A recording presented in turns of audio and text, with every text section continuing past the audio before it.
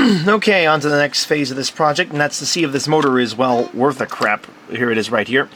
To start with, I can tell immediately that this has had a hard life. If you look at how much play there is in here, it has clearly been worn and improperly maintained, as again, it had this nasty sort of motor lubrication, machine oil lubrication done to it. And as a result, it's got a lot of play. It's kind of worn. Nonetheless, it could still be okay, so I'm going to go ahead and actually lubricate it, see what I can get out of it.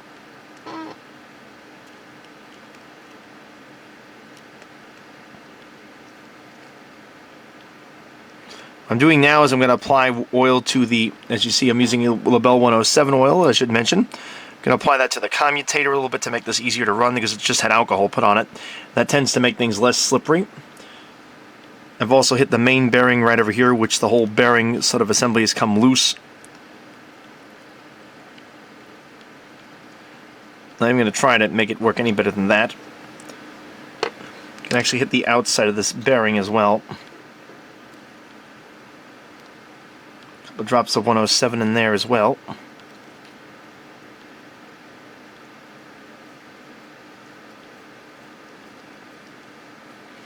Now with all that, it's time to actually test this. Now you would probably one would wonder why I don't solder the wires, and well, the fact is I don't want to do that until I know I actually have something that will actually work. So, I'm going to instead use some of these. These are test leads I got actually off the shelf at Radio Shack, as you can see, before my local Radio Shack, well, went bust and closed down. I'm going to go ahead now and simply clip them to my test track, which if you're all freaking out there, oh my god, he's going to ruin the test track. There really is nothing to worry about here. This track is getting corroded. It's this cheap Bachmann steel style stuff. It's not as bad as the lifelike steel on their tracks, but it's not much better. Whatever the case, it's corroded, it's kind of shot, it's pretty much had it. I'm just kind of running it into the ground to get every last cent I can out of it. Now again, these are probably not the proper colors for positive and negative, but as long as you have one color for the top and one color for the bottom, you won't have a problem. So I'm going to now hook, I guess, the yellow to the top. I'm just going to use these. Again, these are alligator clips, so you just squeeze them, let them clip on. Instead of having to tape them, which is what I used to do as a kid. Now I got my orange one, which will go to, or red one, I think this is. I think this is a reddish orange. Yeah, actually red. Clip that to the bottom, like so. And now I'm going to power her up and see if I can actually get this motor to spin. Mind you, it did work before, but just barely. So I've got my Bachmann power pack right over here. I'm going to turn this on and see what it does. Nothing. Ah, I know why. This plug isn't in all the way. Don't want to cross wires, but I want to make sure that it stays in range. Let me actually move you guys a little bit so you can see better. Alright, throttling up. So with the wires, contacts. Something's got to give here. Doesn't feel like it's getting any juice, even though it should be. Oh, maybe there it goes. Didn't run very well before, so I guess I shouldn't be too shocked that it's having a hard time now. Let's go at full throttle and see if I can get it to spin. There it goes. Kind of like starting an old engine that's been off for years. Wow, this thing's in terrible shape. Woo! It stinks.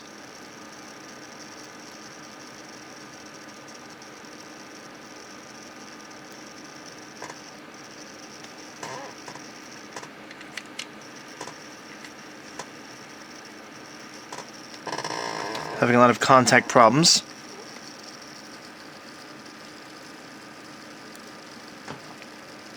The oil is also probably causing an issue now. Because the commutator takes a while to burn off the excess oil.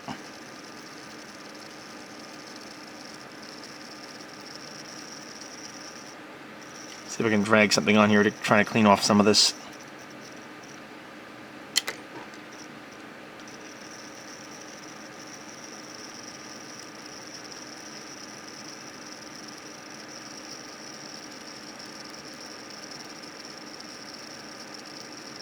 This is just in terrible shape. This is going to be the worst running blue box motor I've ever seen. I may actually have to replace this before I can get this thing going again. That's quite disappointing because these are really well-built motors. It just goes to show you how badly this thing was treated because it's at full throttle and it's just turning over. It doesn't have any power to it whatsoever. Which of course is not acceptable. I'm not going to assemble this to only have it work barely and nothing more.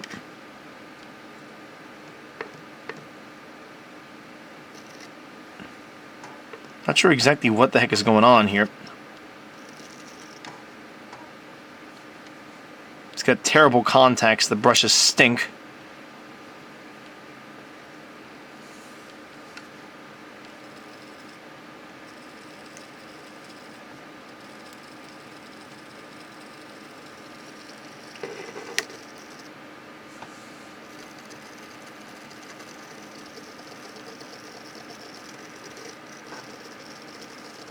I wonder if that wasn't, okay. So that's full throttle. And it runs terribly. It's just... Okay, I've now dipped this little micro brush with some of this conductive lubricant. Let's see what this does. Oh yeah, look at that. Woohoo!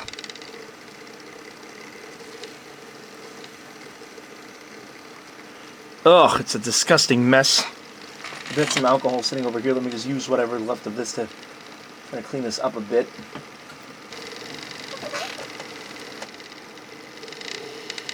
Listen to that.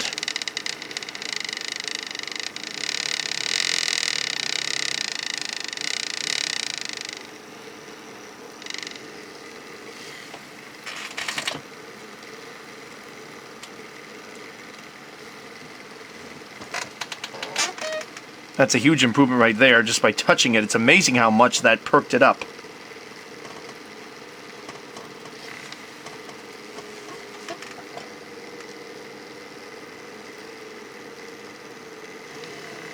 Oh yeah, listen to that. It's getting much better.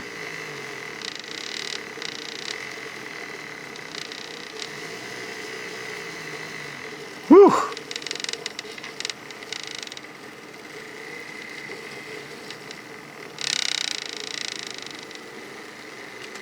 Getting to where I have to slow it down.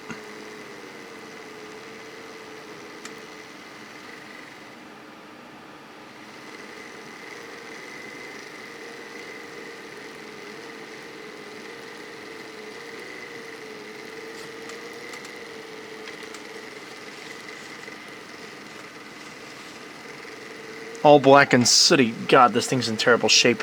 What did this owner do to this poor engine?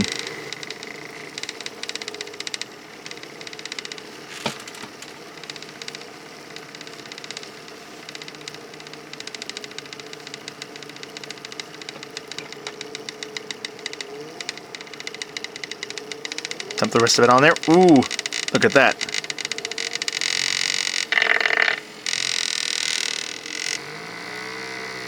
There we go.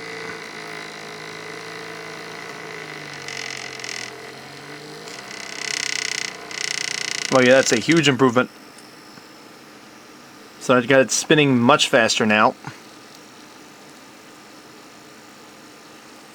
Only took a micro brush and some of this lubricant to do the job. The top is still not quite making the contact it's supposed to.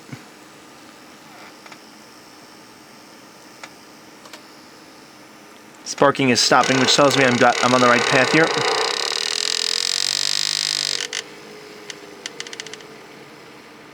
Yep, so that's much better. Okay, so again, it just shows you how rugged these Atherons are. A little lubricant basically seems to have done the trick for the most part here.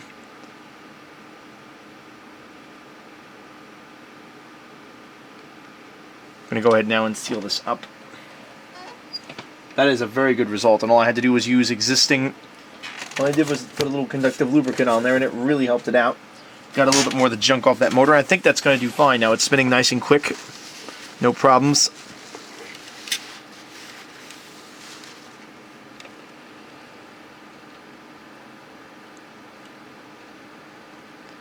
Got a bit more of this crap on here. Again, on the commutator, I may have to clean this out a few more times. I have to run this just a little bit more to get more of the junk out.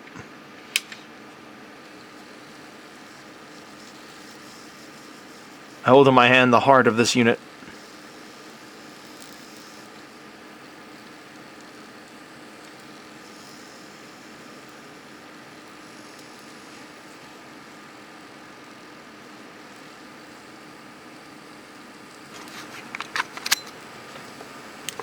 Okay, pardon that little slip right there. As you can see here, I've got this motor here. I'm going to unhook this and try something else. I've got this other motor from a more recent project that I've gone through already, sitting right over here. Gonna give this one a try and see if this runs any better. Let me now treat this with some conductive lube. It's gonna go in with conductive lube on this. It's already showing an effect. It's important you get it off as quickly as you can. Turn the power on. Let me actually bring this into range so you can see what I'm doing. Let's see how this one runs. Oh yeah, look at that. Woohoo! Yep, I think I found my motor.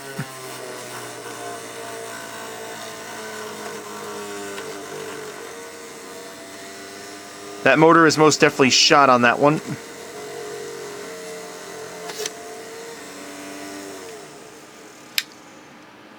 Yep, that cleans it up nicely.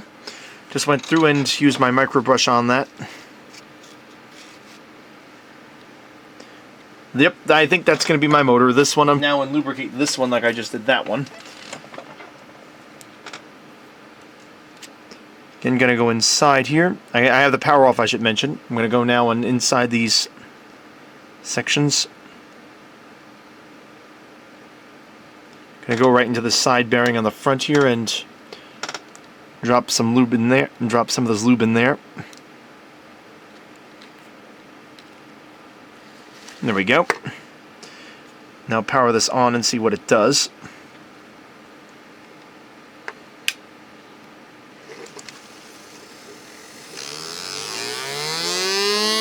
Woohoo! Listen to that run.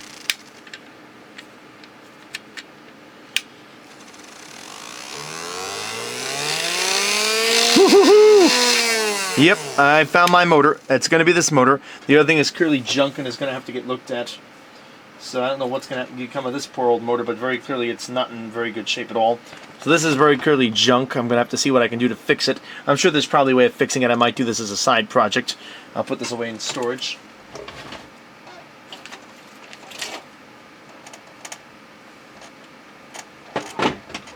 Very clearly, I have found my new motor. So that's what's going to go in, or the motor rather I'm going to use with this project. So, let's disconnect my power pack, because I don't need that right now, and clean up after that little, all the oil and stuff that's been spread around. And I can go ahead and try to get some stuff done here. And I'm now ready to proceed to getting this thing set up. Need to go now and get some rubbing alcohol and treat the surfaces so they will accept the solder, and I'll be right back. Okay, since I have now very clearly found my motor for this project, I'm going to go now and prepare this for DCC installation. The first step is to get these stupid fins off on the bottom. I'm going to bend them up. Some people bend them back, but because of the design of this engine, if you take a look at here, this shell actually has a rise section in the middle here for this, where this motor mounts. I'm going to have to do everything I can to get that down, since I'm not going to grind it. And I usually would prefer to grind something like that down, but I have seen instructions all over the net saying that this is okay, including from some of the decoder manufacturers, that apparently you can get away without having to take that little lip down with this motor mounts. So what I'm going to do is just take their word for it, since these manufacturers have been around for a while and these instructions have, and just do as such. So anyway, I'm going to bend these two little fins that used to make contact with the frame up and knock them out, because again, we don't want the motor to make contact with the frame anymore. There we go. Just going to use a pair of snips to take them out. We want to get powered from a different source. There we go. Two metal clips are gone. I'm going to then push these down as far as I can again.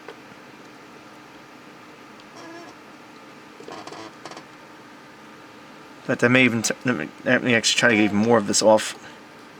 Again, the problem is here is I have a raised lip on this one. Most Atherons have like a channel that sort of runs at that point, and how they get it to work is they strip the frame down to where this would go. My case here, this one actually has a raised frame right at the worst possible location, so I have to work with it.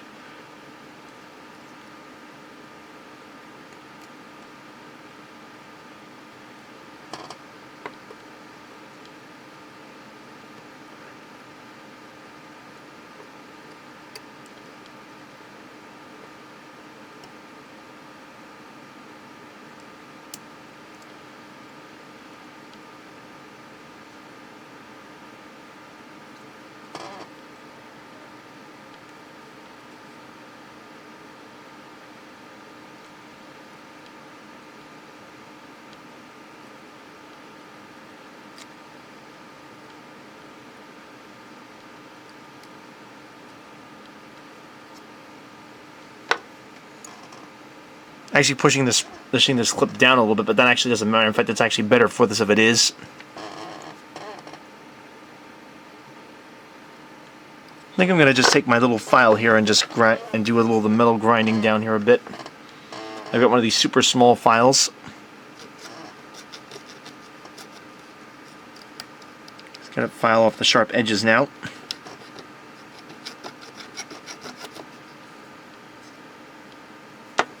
It's amazing what these files can do for just a few strokes back and forth. I know we have the Dremels and all kinds of other polishing tools, but sometimes these little hand tools can really come in handy.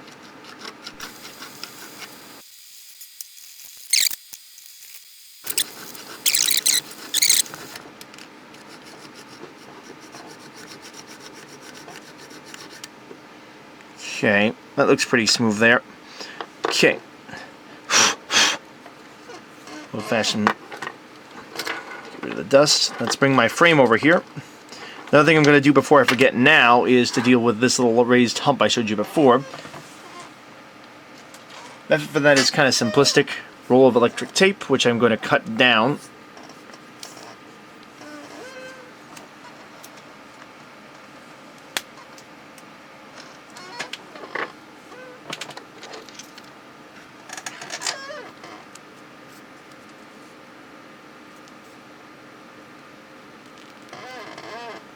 I'm going to cut this now in half, the back off here.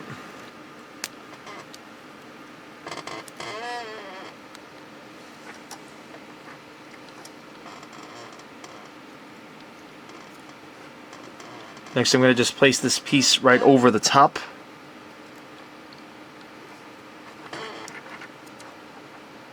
Hopefully not too far over, as I need to make sure I have room to get the motor in place. The motor mounts in place. Let me just actually make sure that this will still fit in here.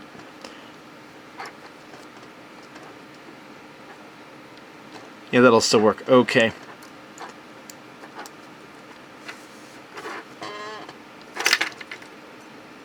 These trucks are still not clipped in place, so please pardon the fact that they keep falling everywhere.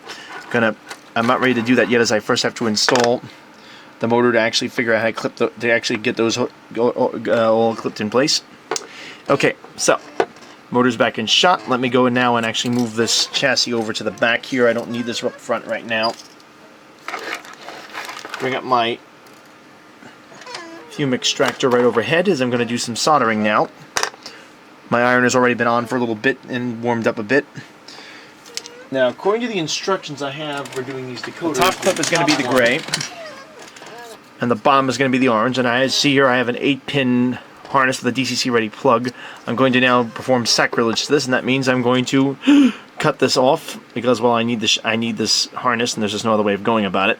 I do have another harness on order, but I want to get this project moving, which means I have to do certain things.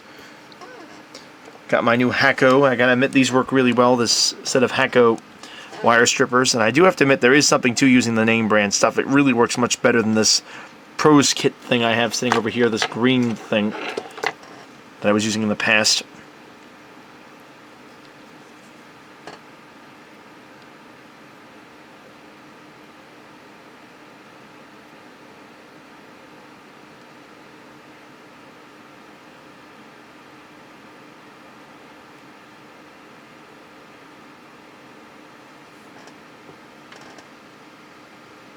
Just going to grab it and pull it out.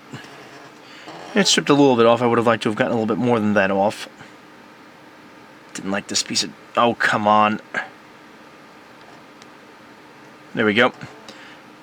That should loosen it up so that works. So the two wires I'm going to focus on, I know this can be overwhelming, but the two wires we're going to focus on with my harness here is this orange wire right over here, and this gray wire, which I just stripped over there. Be careful, because there's also a white wire, which should not be mistaken. You better not, in fact, because you're asking for trouble if you do.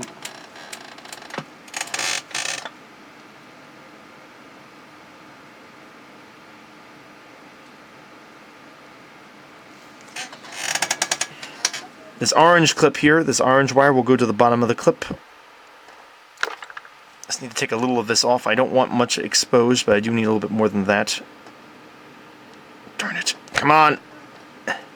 Okay, I think that'll do well enough. Okay, so now the next step is to actually solder these clips on.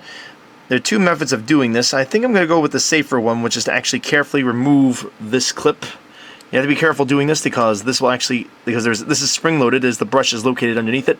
And to keep the brush tensioned with the motor at all times, there is a spring which is right there.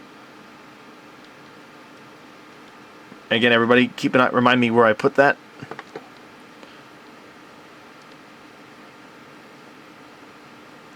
And right over here we have this assembly. I'm now going to go ahead and attach this wire to the very front of this. What's kind of unique about this is that this is exactly how Lifelike made their models, their DCC ready models. When they did the Proto 2000 series, they built them just the same.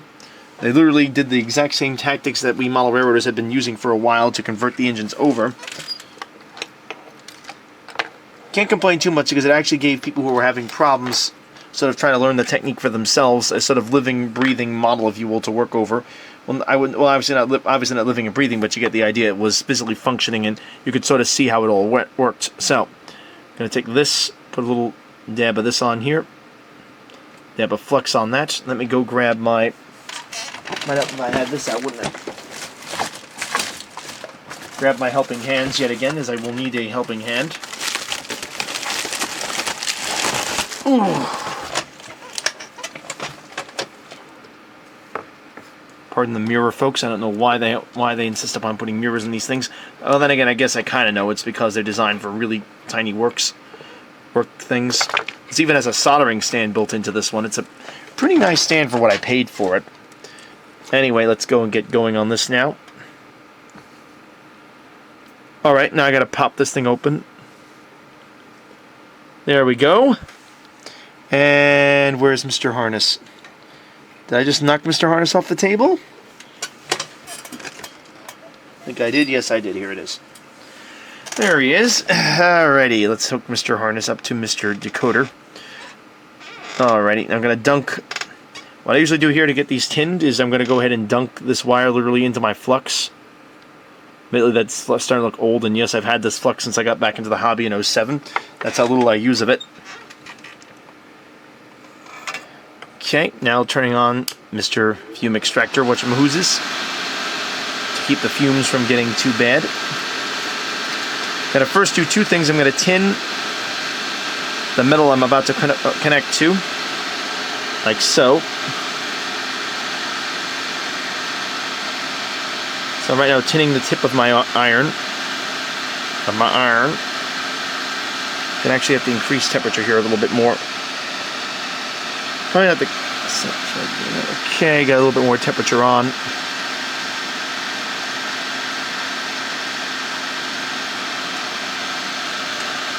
Okay, so now I'm going to come in with my iron and touch the solder to it and just gently heat it all up.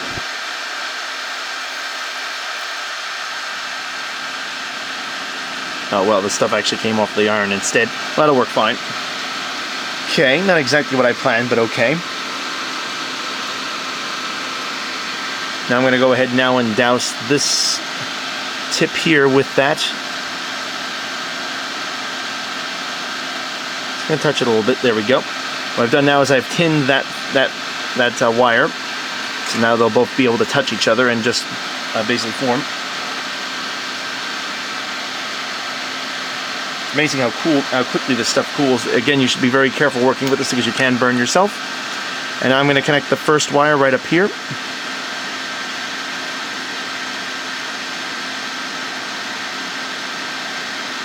Got it in place. There it is. And the first part is connected. Now, I don't like hanging it that way, but I'm going to now actually just hook this back up to the motor down below here. While it's still more pliable. Again, pressing down carefully on this to allow the brush to seat. Again, there's a spring underneath here, so you need to be careful to make sure when you compress it that you get it all the way in. Because if you get it wrong, the brush will snap back up again and you'll lose it. Oh, wait a minute. Oh, wait a minute. Come on, get in there. Oh, I gotta go the other way. Okay, please, please, please, please. Please tell me you're gonna go that. There we go. It clipped in place. Good. So we got the bottom wire in place. As such, now we're gonna do the top one. I'm gonna leave it connected in this case, I think, because of how this motor is working out. That's how this motor works out in its weird design. I'm going to pull the other thing out of here and just flip the motor over. I'm going to get my helping hands out of the way.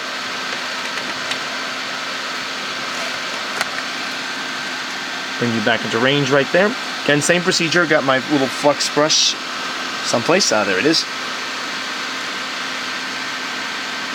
Apply to the top right here. Just a dab of flux to help guide the solder on. Get my solder, which is right there.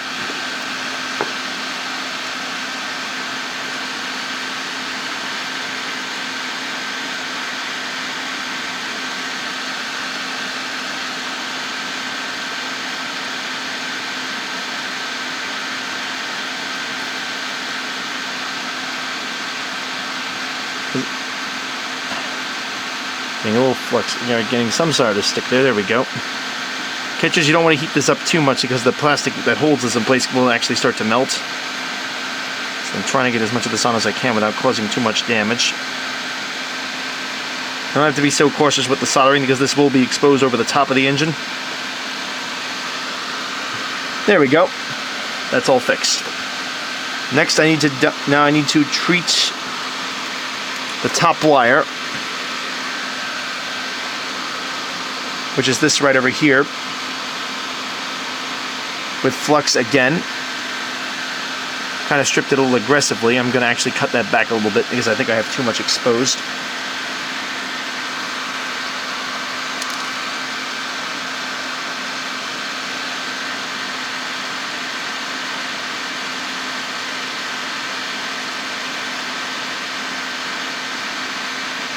Okay. Again, we want to use the gray, not the white wire. The white wire, I believe, is for a headlight. I'm going to again dunk this into my flux jar right in there. And I think I can just get away with simply applying it directly to here because I have the flux on it. It should guide that solder very quickly onto it. Okay, got my iron out again.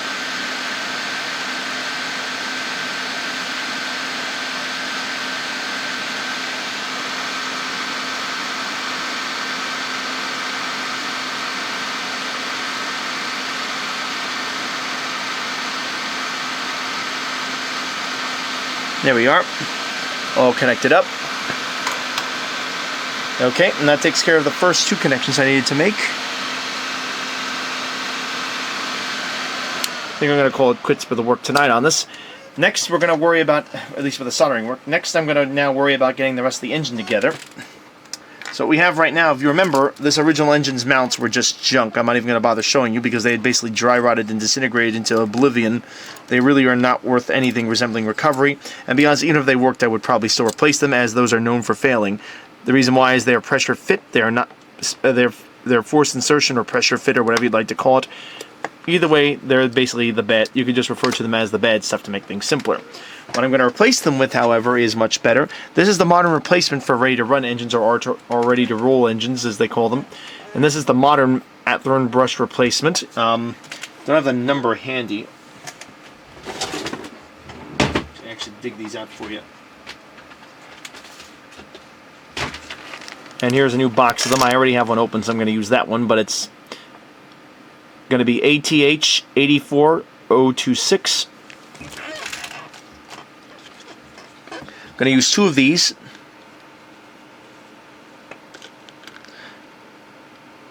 I've got one already actually sitting in here from when I was working on the engine before, so I'm going to go pull that out. The advantage these little setups have is that they are not forced insertion, if you know by how they're designed. Instead, what happens is they're actually self-tapping. Focus, focus, come on, focus, camera, focus, focus, focus, focus.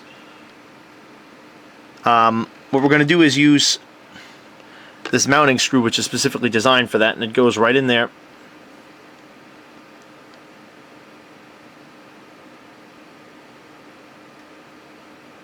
And it literally will drill into and it's kind of hard to show because my camera is not cooperating. Let me try zooming out and see if I can get this thing to do something. But basically what happens is this will literally go into the hole of these mounts, and the screw will literally tap into the plastic and make a really secure mount. Best of all, they will not fall loose. They're very good in that regard. They're pretty much the perfect solution to the problem. So anyway, here we have my motor. I'm going to again put the orange wire is facing down. Going to apply my 2 blocks to it on the bottom. They slip right in from where the original mounts would have gone. It's pretty cool how that all works. It's nice to see that Atherin is still providing some support for these things. And they just snap right in place, as such.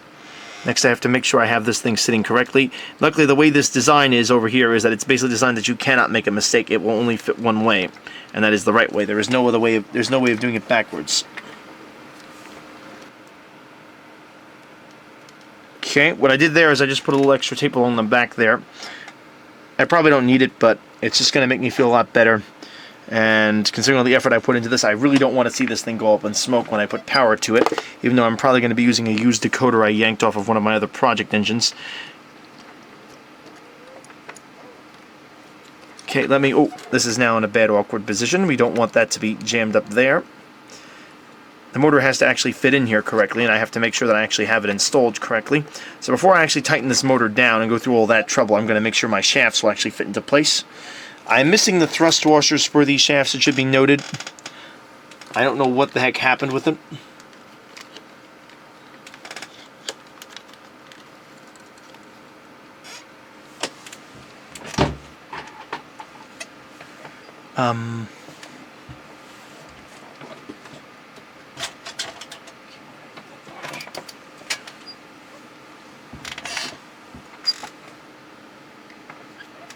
And again, just to show you the difference in the mounts, these are the new mounts right over here.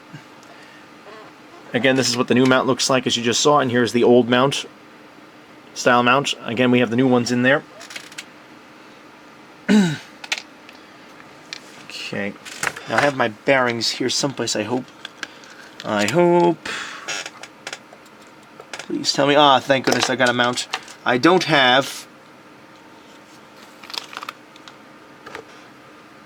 I do not have the thrust washers for this yet, so I'm going to have to dig them out. I have an extra supply of them. I'm not going to lubricate this just yet, as I'm only doing this as a test fit to see if everything is correct. I'm starting to think the motor is backwards at this point. Well, it might also work much better if I actually mounted the trucks correctly, wouldn't it? Let's try turning this around 180 degrees. Ah, there we are. That goes in fine. Rotate as such until we get it to go in. Once I confirm that this shaft will fit in here, I'll be ready to mount this in position.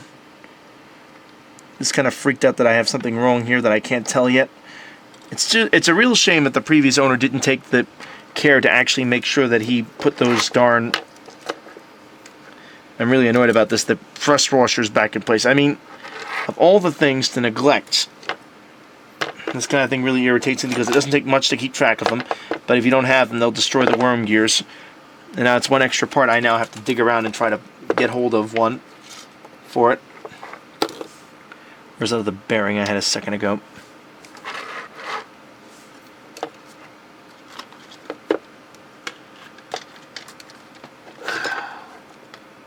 Where are you, bearing? Ah, there we are. Here's the other bearing.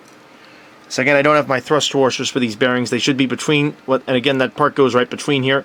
There is one on the back here, as you can see. It's got a silver thrust washer, the old school one, the old school type ones, which this one should have, being that type of model from, well, an old school decade. Gonna now see if I can get this one in back here, well, actually up here in the front.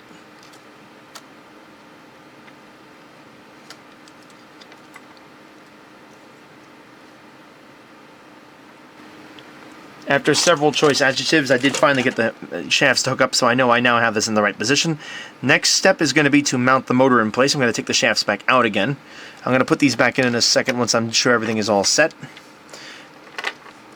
I have to physically now mount the motor in place. Again, these are screw-down mounts. Ooh, the problem I'm going to have to do now is I have these wires attached and I don't want to break anything. I may not be able to film this completely or very well, but you have to understand I don't want to go backwards on my progress. What I need to install this are a few of these mount screws. I don't have the number handy on them. They just recently, this particular type of screw recently went out of production. There's a new type up now being sold through Atherin. Don't have the new number handy. But if you look up motor mount screws, they're there. There's only one type of motor mount screw that Atherin makes, so you really can't go wrong. So anyway, I'm just going to apply a little weight to this and just take one of these screws and literally place it into the hole of where one of the mounts is and just start turning it until it bites. like so.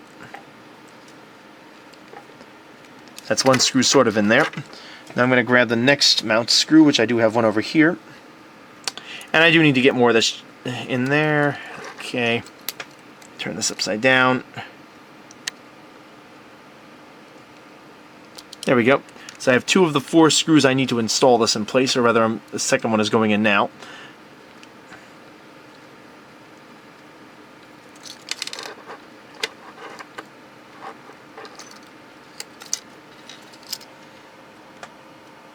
You're going to have to turn this upside down.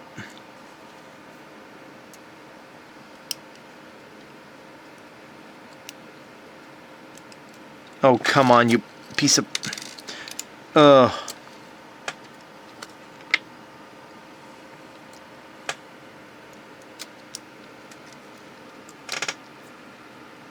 There we go, into the top.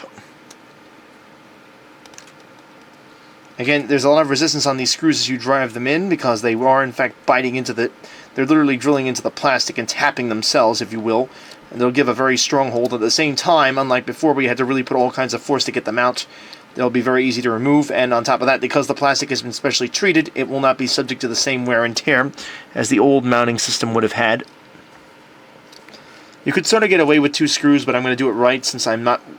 Mainly because I don't want to have to take this apart and do something I already did again. It just kind of gets old after a while. That's right, I needed to take out 2 more of those screws. So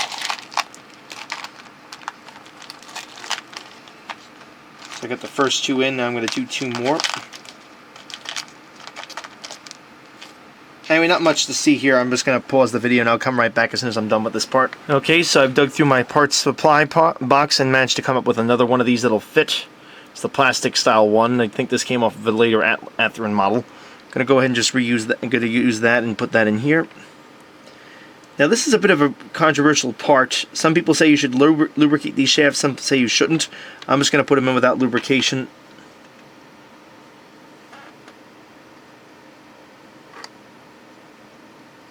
As that's how they were delivered.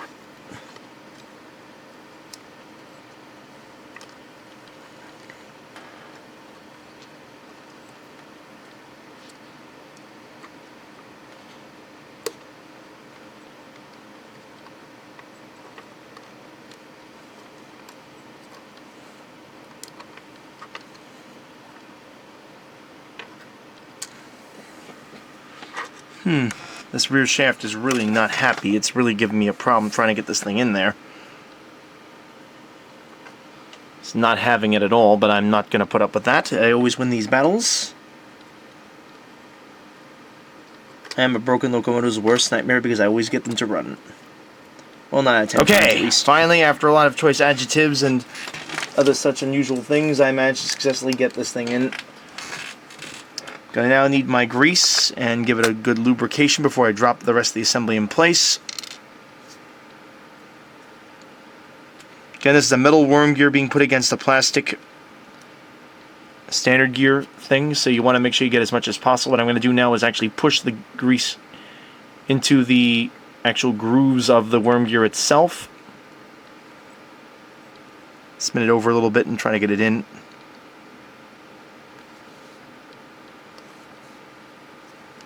Square the blocks and then do a little douse this again with grease on this side. Next I need something. I need my top clip right here from this engine, which has been degreased aggressively and is all set to work.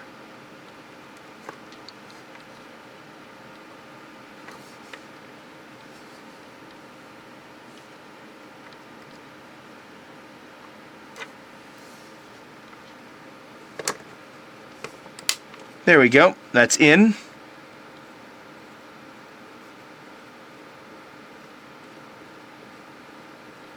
Ran rough for a second. That's typical with these until they break in. I'll be more in than breaking, of course. And now onto the next shaft. I'm going to go ahead and do that, and that'll be it for today.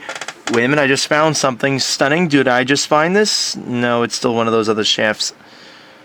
It really is irritating that I don't have the thrust washers for these darn things. Would have taken. Okay, time to get on to the last part of this project. I've actually connected most of it. As crazy and as bad as this wiring setup might look right now, it's actually almost done. I have 2 more joins to get to actually make the decoder work. One of them is going to be to this black wire, which, full disclosure, I've already trimmed down. I'm basically going to strip these wires and connect them both together.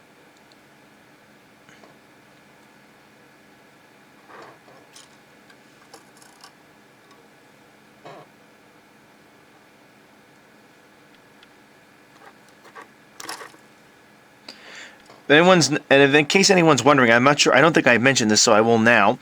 What I'm using here is actually telephone wire, of all things. You get this at your local hardware store, and I find it works really well for what I'm doing. It's nice and thick, nice and strong. It's copper. It's high quality because the phone system needs high quality wire. It doesn't cost much, too. You can actually get a whole roll of this, 50 feet I found, for a quarter of the price of what Atlas would, for example, charge you for their type wire that they would recommend you use on their switches. I think I'm going to cut this back a little bit more, actually. I need to keep it. This is kind of a catch-22 because I need to have some room to let this flex. Yeah, let's say go to about there.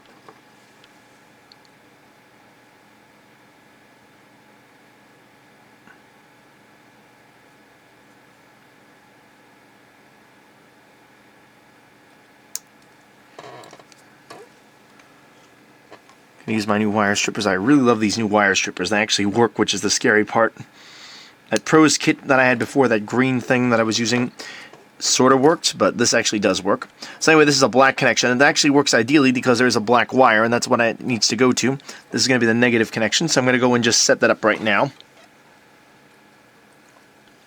Gotta make sure not to tangle this.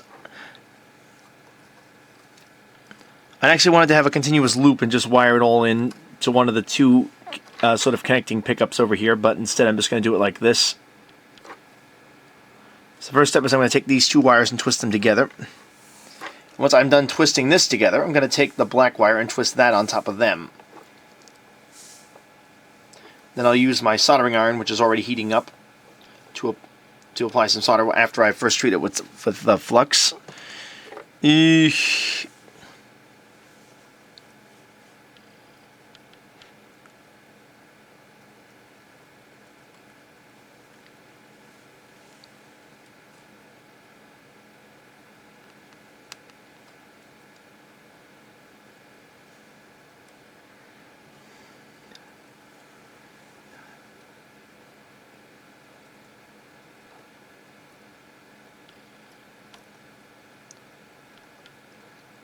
There we go, and just like that I stripped that and connect and wrap the black into that wire.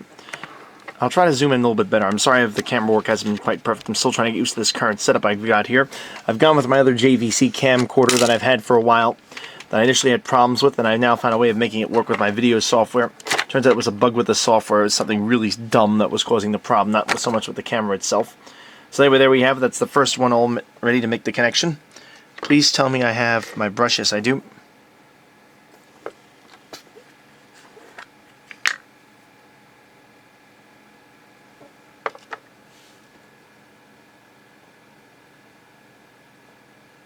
As for the rest of the wires, I'll figure out which the headlight is in a little bit. I'm more interested in just getting these connections now so I can at least test to see if all this will work. I also then need to focus on how I'm going to hook everything else up so that it'll actually work the way I want it to. Okay, now with a warm soldering iron, which I will put at hand. I don't need that much heat for just doing wires, but I still need to make sure it's warm, needless to say. Clean the tip off. Whew, smoking. Oh, I need to get some water inside my little sponge here. You know, we usually have a bottle of water handy. I wouldn't trust the water around here for it. I know this is kind of extravagant to use a bottle of water to do this job, but the fact is the water around my area is what we call hard, and it's flat. It's just really disgusting. It has got all kinds of impurities in there, and it's technically not safe to drink, according to what some people have said. So I'd rather not mess with that. If it's not good for me, it cannot be good for my locomotive is what I'm thinking, and considering all the work I've put into this so far, I'm not going to lose it on something like that. I will happily pay the extra $1 or $2 that it takes to get a bottle of water just to stop it, and probably less than that for the actual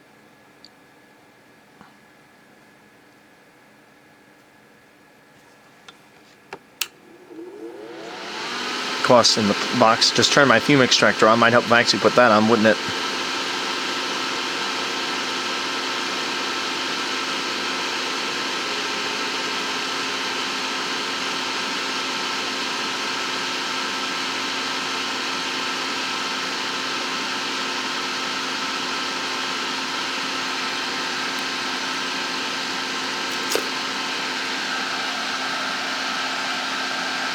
So I'm just going to take this and treat the area.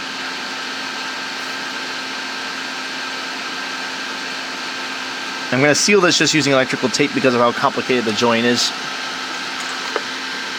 Now I need to make one last connection over here.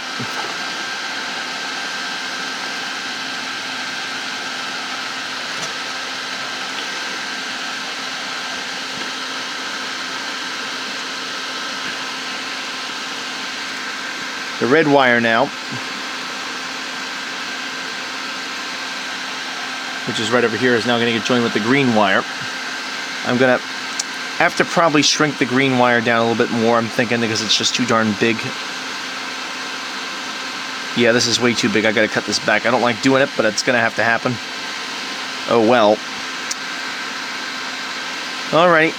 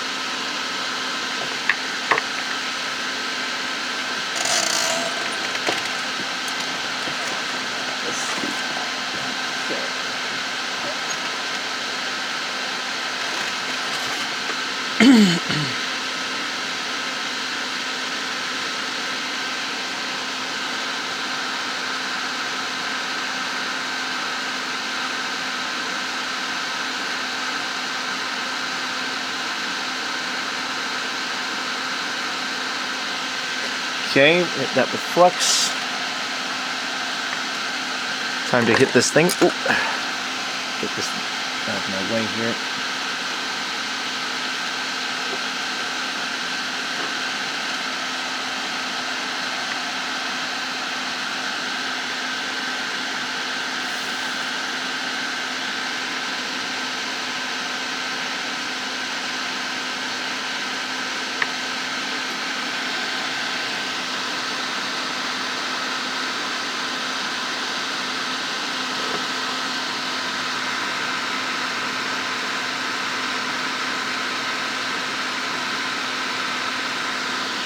Okay, and that does that.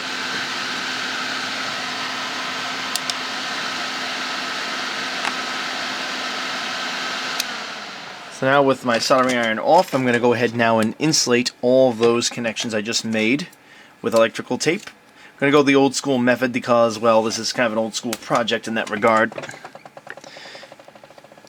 And to be honest, it would have been a real pain to figure out how to do anything else.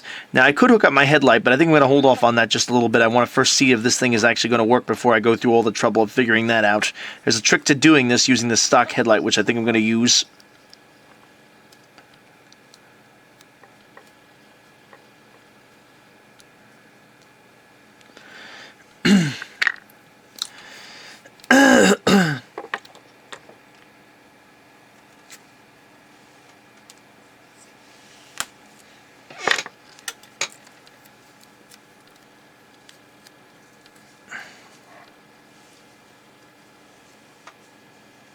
Pardon my hand in the shop, but there's just no other way around it. I need to get this insulated. I'm not messing around with that. Sorry, folks. Just gonna have to put up with it.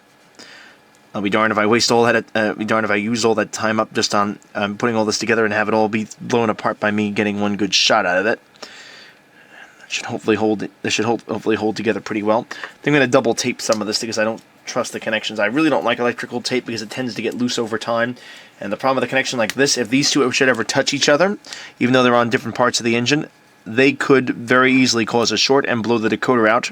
Admittedly, the decoder I'm going to use probably won't be all that expensive if it's the one I think I'm going to wind up with, because I can't find the original one I wanted. Still, why cause problems you don't need to cause?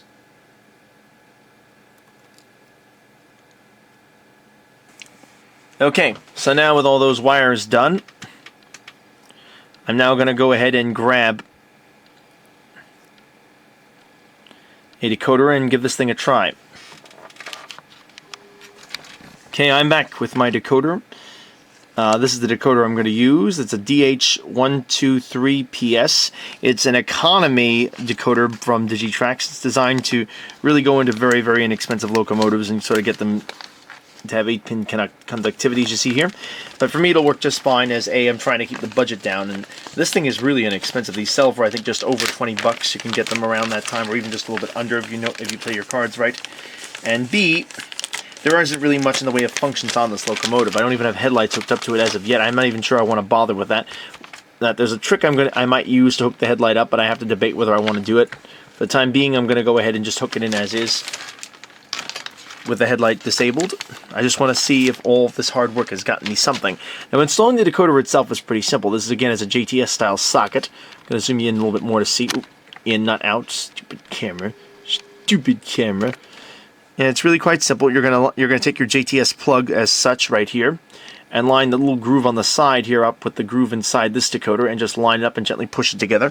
Most model railroaders watching this probably have seen this, but for those, I ask you to bear with me and have patience as I'm trying to show this, assuming the person watching has never done anything like this before, even though admittedly some of this was probably a little bit out there in terms of what I did. Ugh! That's another catch. These things are a pain to get in and a pain to get out. There's a good another reason why I'm not trying. I have one or two other questionable decoders, which could be MRC decoders, which had terrible results in the past with. I still have one or two of those hanging around. In addition to me not trying them, in addition to the fact that they're unreliable and known to just sort of go out of control at a moment's notice, is the fact that getting this decoder back out again can result in me actually ripping the harness apart because they are so tightly hooked in. They tend to get very, very hard to release once you've pushed them together. So I've got my 123 style decoder hooked up from Digitrax. I'm going to give this a try and see how well this one works. This is not what we call an again, this is a really cheap decoder, but admittedly this project is being done on a budget. It was more me just feeling sorry for this engine, trying to get it going. So now I'm going to see if all of my work will come to something. First step is to plug in my transformer power pack thingy. I'm using the technical term as thingy because they've been named as so many other things. Oh, and it might actually help if I actually plug the right one in because I'm using DCC now. So let us unhook my power pack. I don't need that. I need my DCC controller.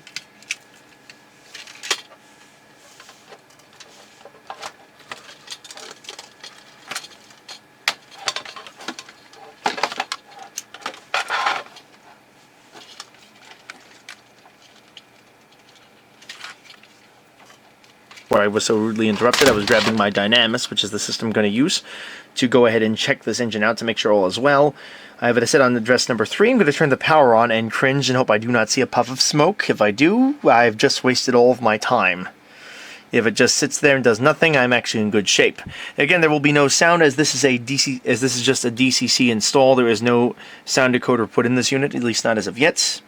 Let's give her a try. Okay, that's a good sign. Throttle up. Yes! We have no bananas. No, yes, it does work. Looks like it's wired backwards, as I kind of figured. Motor hesitates a little bit in and out. That's going to be typical. As you saw the condition of the motor that was originally in here, I can imagine how this drivetrain might not be perfect. It's going to take a little breaking in, probably to smoothen the rough edges out, as I call it. This decoder, again, is not got back EMF on it like the more modern decoders. It's extremely bare bones.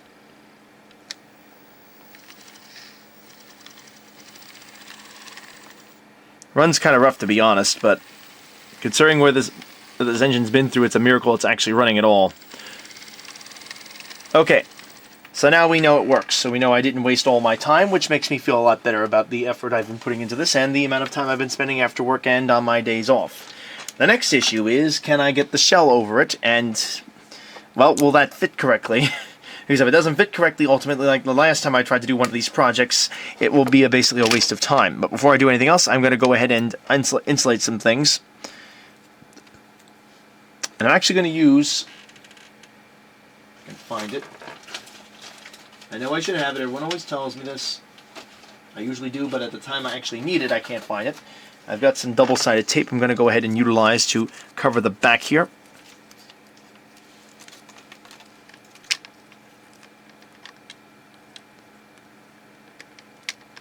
I'm actually going to trim this excess off. Actually, before I go any further, let me take the excess on this thing off. I've still got this sitting on the test track, but the power is disabled going to it, just so you know. I'm going to grab my... Where are my wire clippers? Ah, there they are. I'm going to use wire clippers and trim this little extra bit of excess sticking out over here. It really serves no purpose other than to break through any kind of insulator I put in place.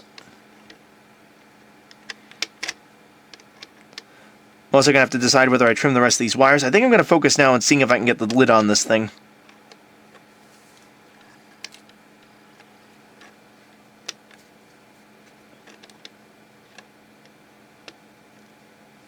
Okay. Next I have a piece of double-sided foam tape, which will be used to insulate and to mount this thing. Because again, I don't want it to make contact with the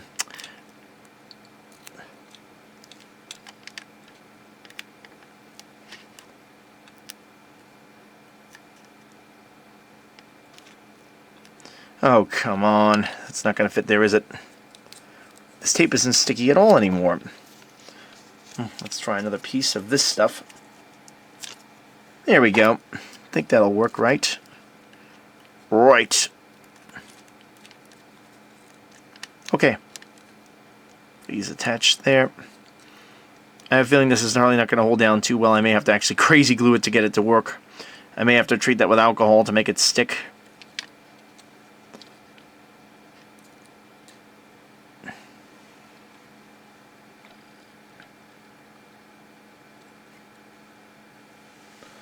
I'm going to just cut the little ends off here on the wires.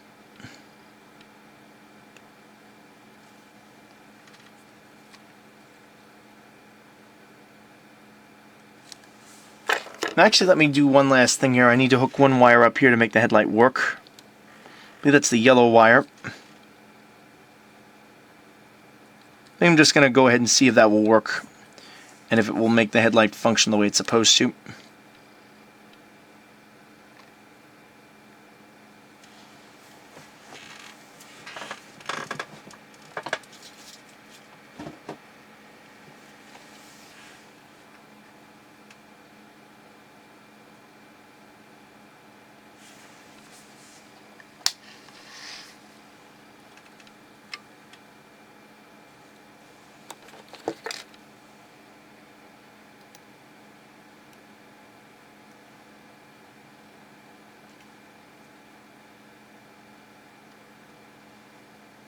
Take my wire clippers and clip this back. The reason being is I don't want this little piece here to make contact with the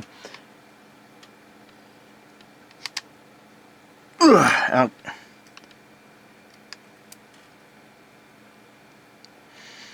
God, come on, cut. I'm gonna torque into this thing and I can't get it to cooperate. There it is. I didn't want this, just to make it very clear. I'll zoom in a little bit now. I didn't want this little piece to make contact with that particular contact area. What I'm going to do now is I'm going to run some solder on top of this